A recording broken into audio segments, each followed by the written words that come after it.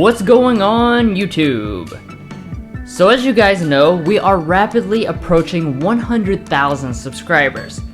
But Honda North America decided to help us start celebrating a little early by inviting us to our first ever press event in none other than the beautiful Yosemite National Park.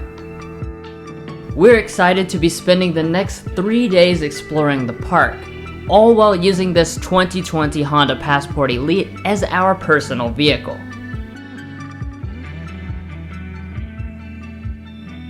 Now Honda likes to call this the Passport to Adventure. So let's go ahead and see how Honda's midsizer holds up on this real-life adventure.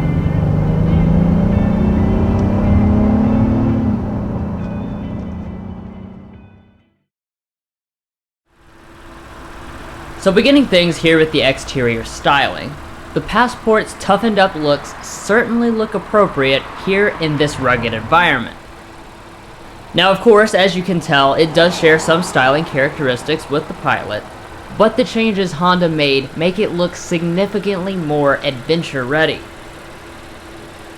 Up front, you have extensive use of black trim all the way from the headlights down to the bumper, which creates a kind of mask effect like the Audi Q8. The top part of the grille is finished in a high gloss black, while the lower parts are all matte black to match with the rugged trim pieces that trace around the rest of the vehicle. The headlights, however, are exactly the same as in the Pilot, so on the Touring as well as this Elite, they are fully LED with the 5 crystal design, but the other trims will still have LED low beams. Versus the Pilot, the turn signal and the standard LED fog lights are also located in a different area. Moving on to the side, this is the angle where the styling looks the most like the Pilot, but even then, it's 6 inches shorter, and if you're paying attention, you can tell that it sets about an extra inch off the ground versus its big brother. Honda also doesn't use chrome anywhere on the vehicle, which is why the window trim, roof rails, and the piece across the tailgate are all black instead. And as far as the rear lighting, most of the elements are LED, but the turn signal as well as the separated reverse light are incandescent.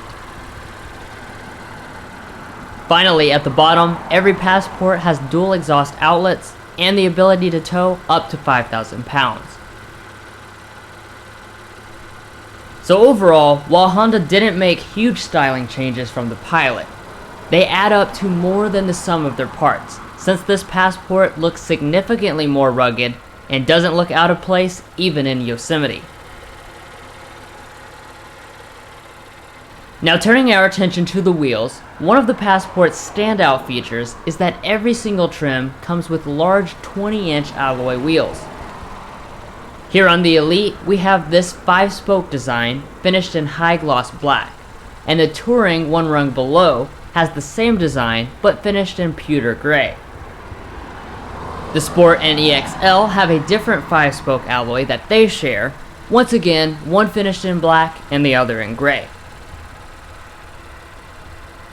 Heading on up to the mirrors, they are power adjusting on all models. EXL adds heating and blind spot monitoring, Touring adds power folding, and then the Elite also adds auto dimming. Regardless though, they will always be painted black. And last but certainly not least, we have to talk about safety, which is an area where the Passport definitely stands out. Honda includes the entire Honda Sensing Suite as standard equipment on every model, which means even the base trim includes automatic emergency braking, lane keeping assist, adaptive cruise control, and automatic high beam headlights.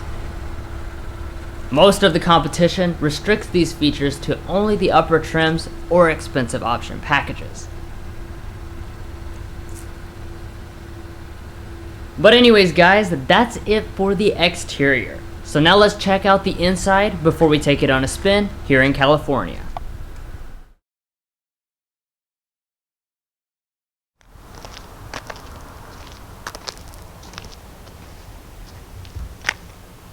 So first walking up to the Honda Passport here in the beautiful Yosemite National Park, You will notice that Honda's smart entry system, as well as the remote start system, is standard on every trim, unlike most of the competition. And then of course, like every other Honda model, you just reach behind the handle to unlock the door.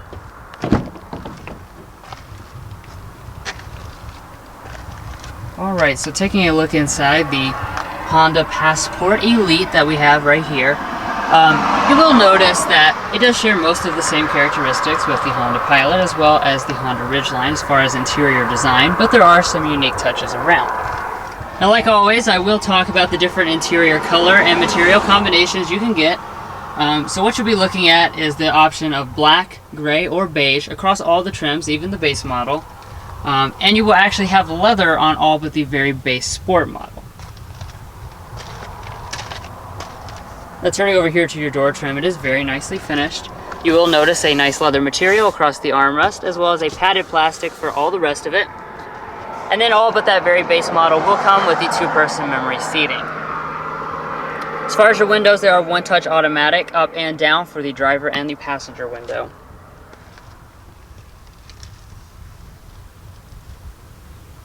Now, turning over here to the seat, it is 10-way power adjusting on all but that base Sport model, which will come with a 6-way manual one instead. And then this leather here, this is one of the things I've always liked about the Passport as well as the other Honda models, and that's the way they do the perforation design. Really gives it a lot of character to it, and I just like the way that it looks overall.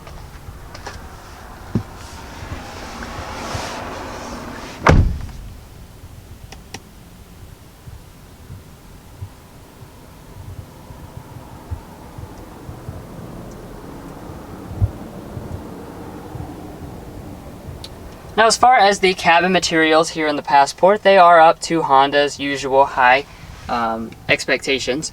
So we do have a soft touch plastic with a stitching detail that runs across the entire upper dashboard. And then dropping down here to the middle, you do have a piano black trim. Your lower areas here, they are hard touch, but like I said, as typical with Honda, everything fits together absolutely seamlessly and feels extremely solid.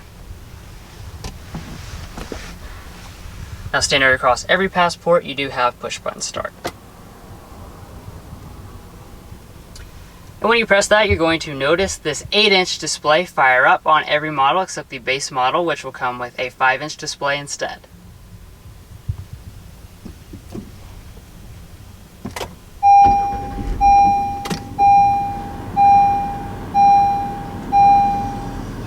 Now, as far as your gauges here, you do have Honda's newest reconfigurable setup, and it is standard across every single trim level. Now, you do have 2 analog gauges on the outside edge, but the vast majority of the information is going to be contained inside of this 7-inch display here. Now, to control this, you're just going to use these little arrows right like that, and you will notice some specific information prevalent to this car, and that's going to be like your all-wheel drive torque, for instance. You know, that's helpful because you can take this Passport off-road. Coming back to the steering wheel, you do have an electric power assisted steering setup, as well as a nice leather wrapped steering wheel across all models. You have piano black around these buttons here for your audio, phone, voice commands, as well as your multi-function display. We do also have standard adaptive cruise control and heating here on the Elite as well as the Touring. Also on the Elite, we have rain sensing wipers, and then the steering wheel itself is manually tilt and telescoping across the entire range. Now, like I already mentioned, a lot of the best characteristics of the Pilot as well as the Ridgeline interior do carry over to this Passport, and one of those I would consider to be the excellent amount of storage.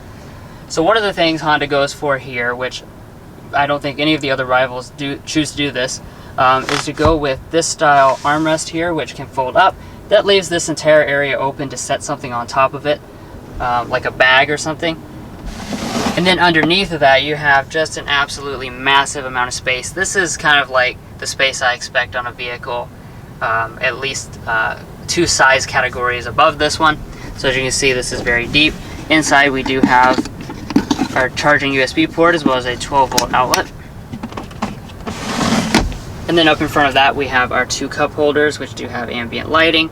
We also have a wireless phone charger here on the Elite for this front storage area. And then finally, there's another storage shelf that goes right here. So all in all, you definitely have a ton of storage here in the Passport. Now, of course, as you can see, we do have the electronic shifter, and this is one of the ways that does save some space, allowing for all this extra storage. So this is very simple to use. It's just push button style. You're going to press down for drive, press once more to activate sport mode. That's where you can start to shift via the standard paddle shifters, which are mounted right here on the steering wheel. And then for reverse, you have a totally different function here. You're going to pull back on this trigger. And when you do, you will notice a standard backup camera is going to fire up across all models. As far as the dynamic guidelines, those are going to be standard on the EXL and up. And then the front and rear parking sensors will be on the Touring and up. I am also noticing that our mirror here does tilt down in reverse to help you see the parking lines better. Or in this case here in Yosemite, maybe a rock or something that we may be getting ready to back into.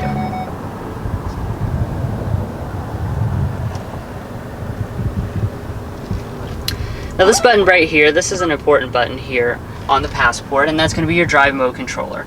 So we do have normal, but we also have snow, mud, and sand modes. That of course being because this is an adventure-minded vehicle, so you do have those extra drive modes that allow for that. But coming back over here to the more boring interior stuff, we do have our climate controls. This is set up the same way as it is in the Pilot, which is a very ergonomically friendly way to set it up. So we do have 3-zone automatic climate control. So of course you can adjust the front driver and passenger right up here. All the buttons are laid out physically. You can also press this button here to adjust the rear temperature from up here in the front, or of course they can do it from the back. Now you will also notice below that we have our 3-stage heated and our 3-stage ventilated seats. The heated seats that comes on all but the very base Sport model, and then the ventilation is exclusive to the Elite only.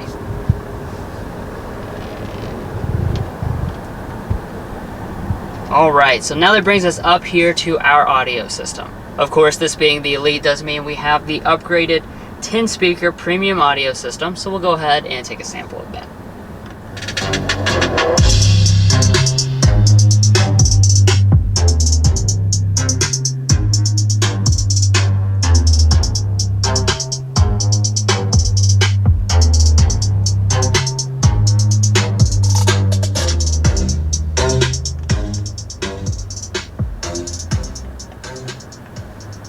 Overall sound quality of this system is definitely excellent.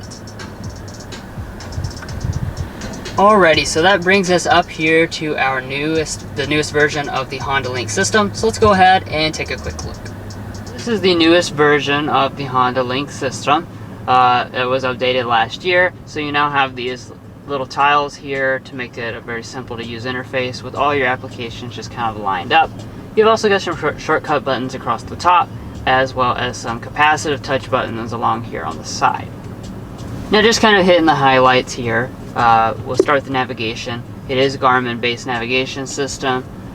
This is going to be standard on your Touring Elite. Heading back to the home screen here, we have a few more different features. The big ones I want to highlight, of course, is Android Auto and Apple CarPlay. They are standard equipment on all but the LX, which has the smaller display. But anyways, that pretty much hits the highlights. However, we do have a very detailed tech help video available for those of you who want to learn more. A link to that video is provided in the description. Moving on up here, we do have an auto dimming mirror with the new frameless design, as well as your HondaLInk universal remotes on the bottom of it. This is on the EXL and up. And also on all but the base model, you will find this power moonroof. Now this is just a regular sized moonroof, but we do have a wind buffer, and once again, like I said, it is standard on all but the base model, so that's pretty impressive for this class.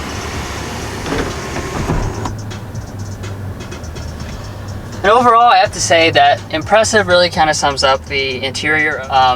You know, it is similar, of course, like I said, to the Pilot and the Ridgeline, but I think there's a really good reason that Honda keeps these similarities, and that's because it's really hard to come up with anything to complain about. This is such a solid cabin. It really hits all of the highlights that a family is going to be looking for.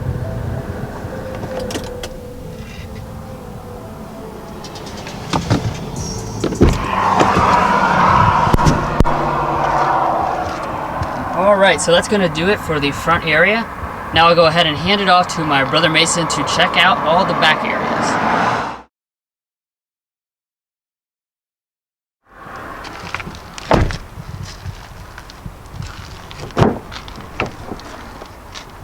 Alrighty, so heading around to the rear seats of this Honda Passport, you are going to find a really good amount of space for you and your family. You're going to find 40 inches of rear legroom and 40 inches of headroom, which does put it on par with its competition like the Murano and Ford Edge. Now turning over here to the door trim, of course it is very nicely appointed, especially here on this Elite trim. So we do have a leather armrest portion all through the bottom, up here. This is even a soft touch plastic, and on this Elite model we do also have rear window sunshades, which is a really nice touch. Now off to the side we have two cup holders. Down below that, some storage, as well as another little storage bin here that's quite deep. Now turning over to the seat itself, it is a nice design. I really like the perforation here, and it does also slide and recline.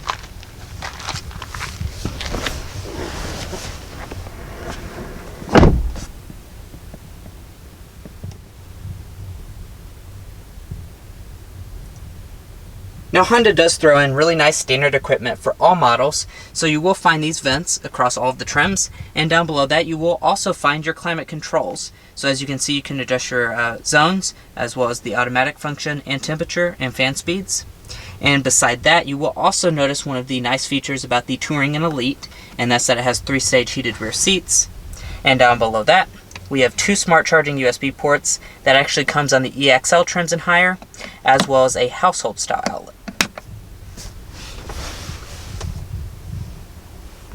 Now here in the center we have a fold down armrest with cup holders inside.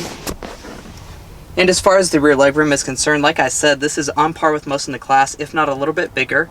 So behind rear seating position I have about 8 to 9 inches of rear legroom, so everyone in your family is going to be comfortable for all of your road trips.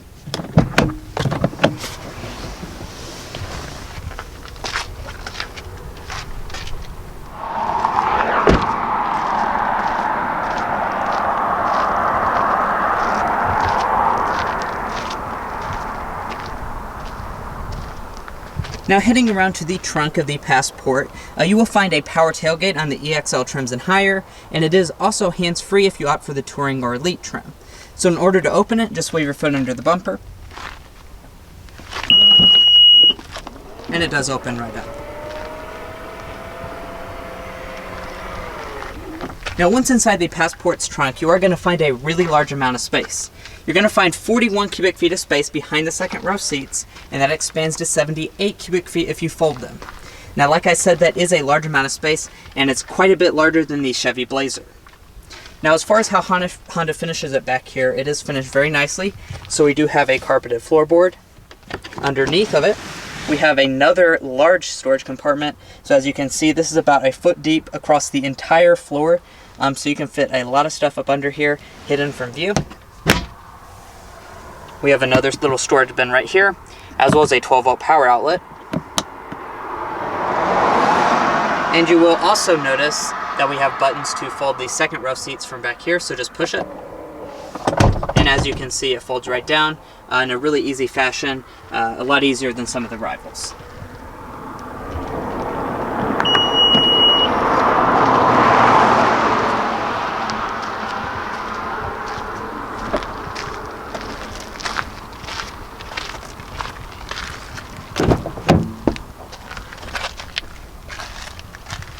Now coming over to the passenger seat, it is 4-way power adjusting on the EXL trims and higher.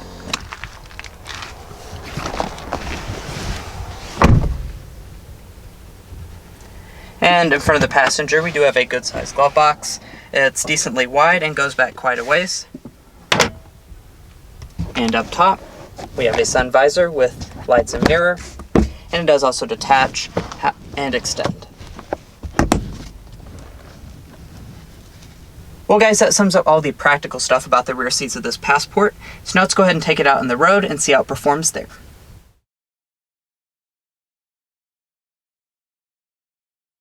Alrighty, so let's go ahead and talk a bit about the powertrain situation here.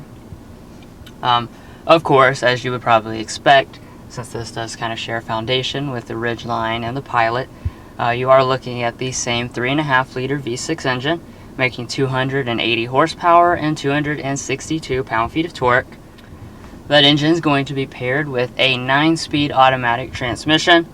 And what you'll be looking at is standard front-wheel drive or the optional torque vectoring all-wheel drive system. For every trim except for this Elite, this one's going to come standard with that torque vectoring all-wheel drive system. You also have standard auto start-stop on this Passport, and that does help it get pretty good fuel economy. So what we rated at is 20 city, 25 highway, 22 combined. And then when you opt for all-wheel drive, that's going to drop to 19 city, 24 highway, 21 combined.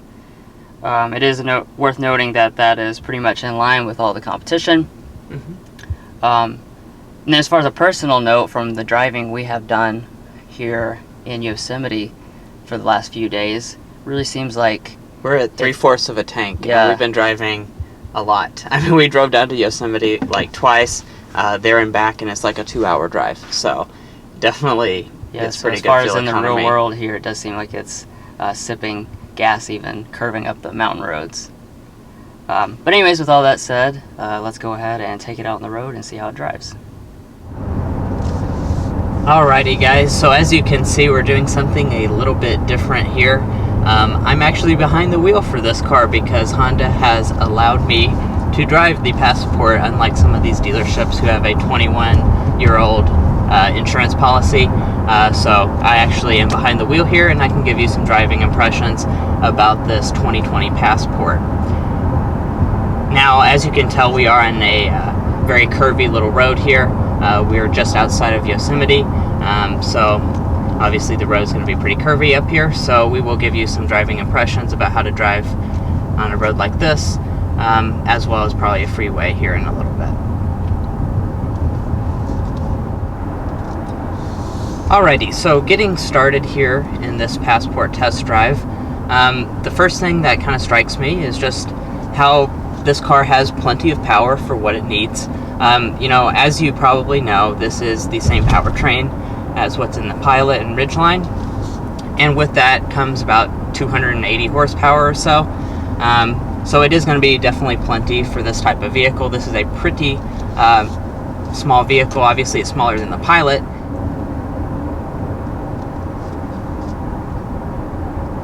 You know, but more so than even the power, you know, we're really just impressed by how smooth this engine is. We've been in this car a lot of different times, not this car particularly, but this engine is in a lot of different Honda products. And just every time we get in it, it just reminds you of just how smooth an engine can be.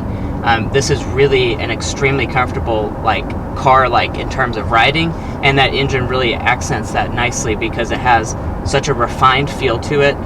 Even if you throw the hammer down, it's still super quiet, and it just has a very, very refined feel to it. You know, it's deserving of an Acura MDX, so it's kind of like a luxury car engine being put into this Passport. Sounds pretty good too. Yeah, it really does. And it's naturally aspirated. Many of the competitors are going to turbocharged engines. You know, so you're not going to get this level of smoothness and refinement from a turbo 4-cylinder. It's just not going to happen.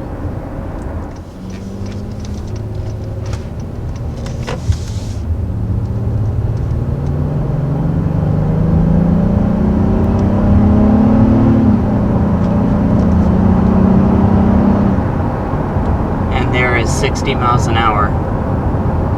Very, very smooth.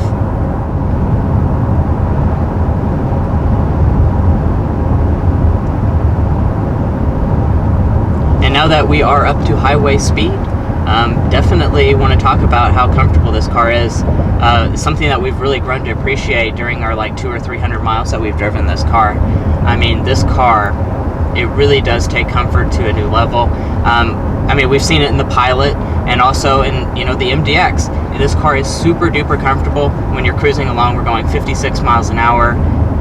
I mean, it's pretty quiet in here, super comfortable seats. It's just a really, really quiet and refined ride.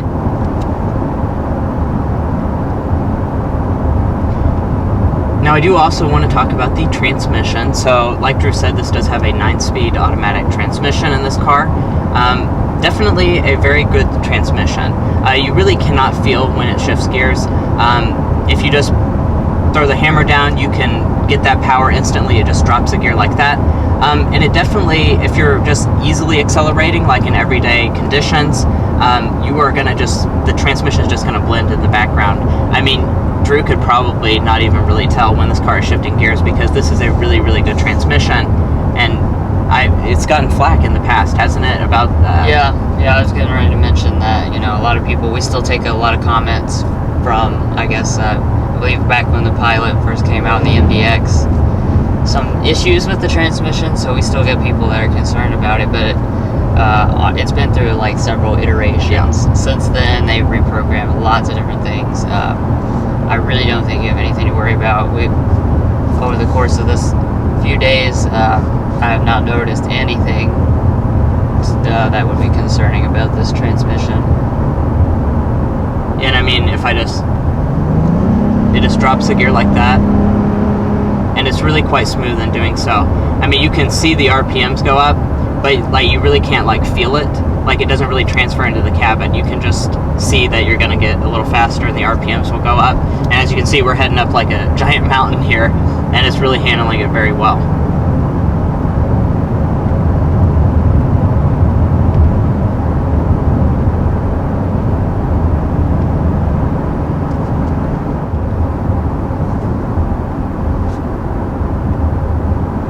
One of the important things with this car is just kind of the middle ground that it occupies in the Honda lineup. You know, they talked about that during the press briefing, about kind of the reason why this car exists in the first place is just to, you know, there's just so much space between the CR-V and the Pilot. The Pilot's very family friendly, you know, it's really big, and then you have the CR-V, which is of course significantly smaller, but you know, you're also looking at having a 4-cylinder and stuff like that. So it's like a matter of there was really no middle ground between, for customers that you still want to have like a more of a luxurious experience. You know, have the V6, for instance. Like, you know, not that there's anything wrong with the power of the CR-V, but like on these mountain roads, like we're going up and down today, you know, it would be significantly more of a struggle for a 4-cylinder engine, just the way it's going to be. So, you know, have this middle ground where you can have something that's not super huge and unmanageable, something a little bit more stylish, and then also have, you know, more power and just a better overall experience. It's really nice to have this option added to the lineup. Yeah, and not everyone wants a third row. You know, if you go for the Pilot, you're driving something big, you know, and a lot of people didn't want to make that step. So this is a good alternative. And it's about $6,000 cheaper in an equivalent Elite trim Passport to a Pilot. That's right.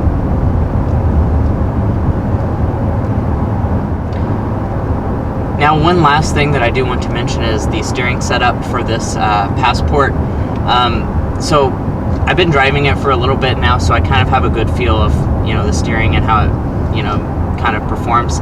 It is a very light setup. I haven't really been in a lot of crossovers to kind of compare it to, but it is very light. It's probably lighter than my Elantra, if I'm going to be honest. But it is precise. We talked about this on kind of off the camera on our way in Yosemite yesterday.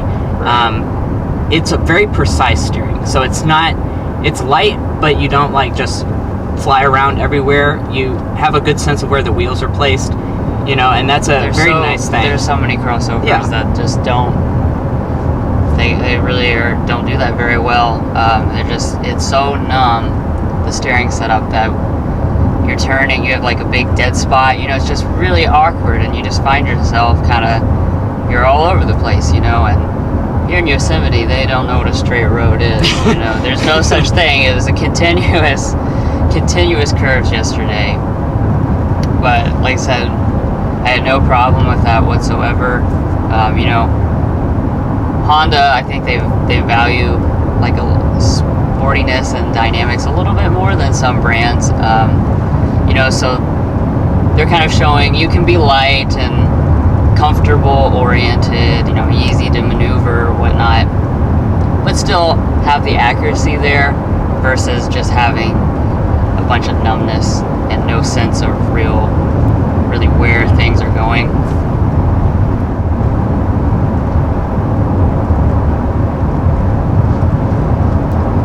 Alright guys, we're about to head up a mountain, so let's see how this car handles this. Wow, that's pretty. It's very pretty. I don't remember seeing this on the way in. Applying some gas, we'll see. Okay, it dropped the gear. You guys saw something that this was like 7% grade or something like that. I believe it. It's definitely steep. It dropped 2 gears. We're still going the same speed though. And that really is the benefit of this V6. You know, 4 cylinders get breathless on stuff like this. So like a V6 will give you that power that you need.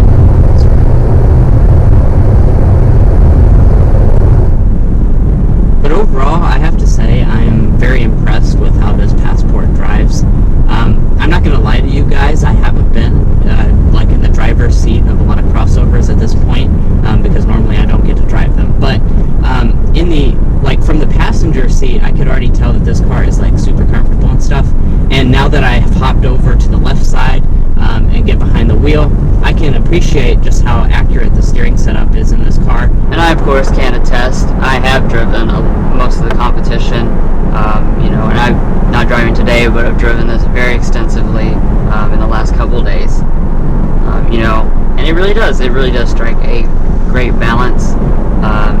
You know, that's kind of the main thing that stands out to me, is just like how easy it was to just kind of adopt the Passport, take it up into Yosemite, and have it meet all of our needs, you know, be it pulling out and kind of like into a ditch or whatnot, like we did yesterday to park, you know, so you got like the off-road capability, whether it was the comfort when we came back off of our hike, completely sore, just exactly. Sit down in the truck, you know, the space to haul our equipment around. You know, it just really, it's an easy vehicle to just kind of adopt into your lifestyle, and it really meets a wide variety of needs, which is what you know, this vehicle is intended for.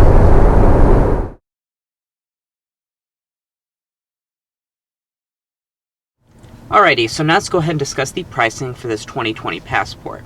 So for the very base sport model, you're going to come in at $31,990. The EXL is going to be $36,410. If you go up to the Touring, that's going to be $39,280. And then if you go for the Elite trim with standard all-wheel drive, that's going to be $43,680. And for the Touring, EXL, and Sport, if you want to add all-wheel drive, that's going to be $1,900 additional. Now, like we mentioned earlier, we do have the fully loaded Elite model, and in typical Honda fashion, there's no like options on any of the trim levels. So we have the base price of $43,680, and then you add the destination charge of $1,045 to get the total to $44,725, which I have to admit is definitely on the low end of this segment. A lot of the rivals like the Blazer, Murano are actually going to run you more money than that. And some of them don't really have the off-road capability of this car. Well guys, hope you enjoyed watching this in-depth look at the 2020 Honda Passport Elite. Please hit those like and subscribe buttons if you haven't already, and we'll catch you next time as we sample more of the latest automotive delicacies.